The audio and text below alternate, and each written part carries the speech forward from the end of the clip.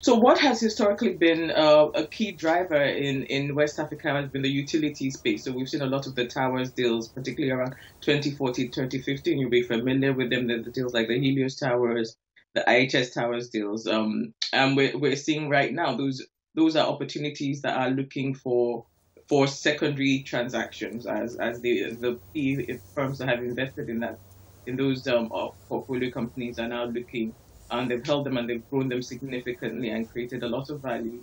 And they're looking at ways now of being able to either further increase the value there, or looking at who might be interested in as coming in to grow those companies further.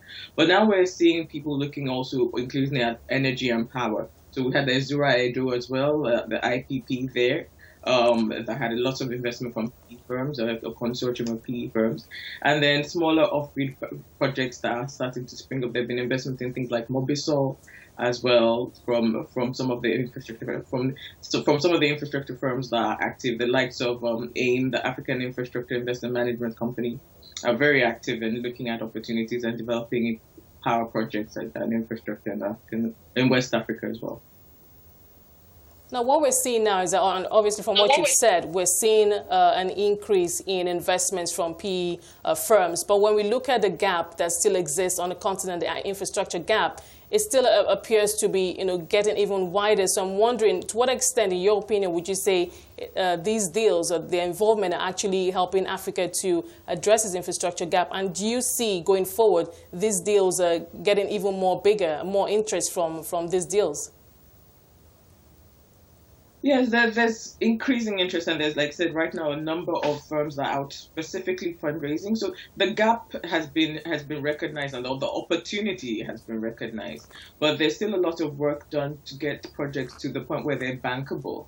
So PE firms typically aren't keen to take on a lot of construction and development risk. From time to time, they will do, as we've seen with the Zero Edo IPP and some other projects, but typically the preference tends to be for projects that are already cash generative. They're looking for yield, fairly mature and cash generative, and ideally they want something that's backed by a contract such as a PPA.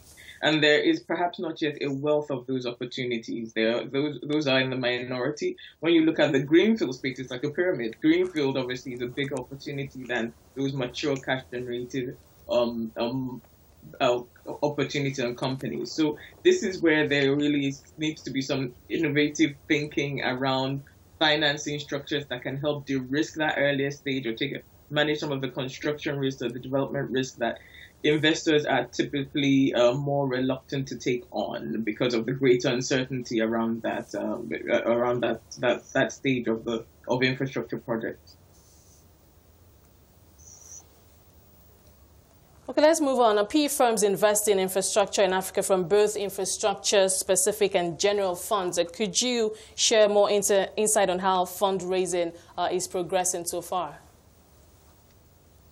Yeah, so there are a number of funds that have set up. For example, there's AP Moller Infrastructure that's looking to raise $1 billion worth to invest in infrastructure, and it's very exciting to see a company of this size with a lot of experience, particularly when it comes to sports infrastructure, which is an area where we need to see a lot more investment coming into the landscape. So we're excited about what's going to happen when it comes to infrastructure beyond energy and power in areas such as transport and rail and transport-related infrastructure, with that kind of fundraising that we're seeing. So in total, with it really out in the market now for fundraising, there's over $2 or $3 billion worth of funds that are being raised, dedicated to African infrastructure investment. Most of that being Pan-African, very little of it being focused on a particular country or a particular region. It's looking for opportunities all across the continent. So there is going to be we expect this trend to continue,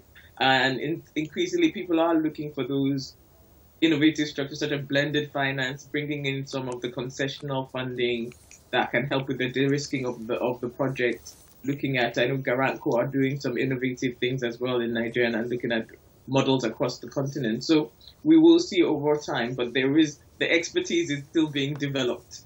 And there's a lot of catching up to do with other emerging market regions. In terms of things like PPP arrangements as well, Africa is still lagging behind. even other emerging markets, never mind developed markets as well. Okay, we'll leave it there. Thank you so much, Enitan, for talking to us today. We appreciate your time. That was Enitan Obasanjo-Adeleye, Head of Research at AVCA.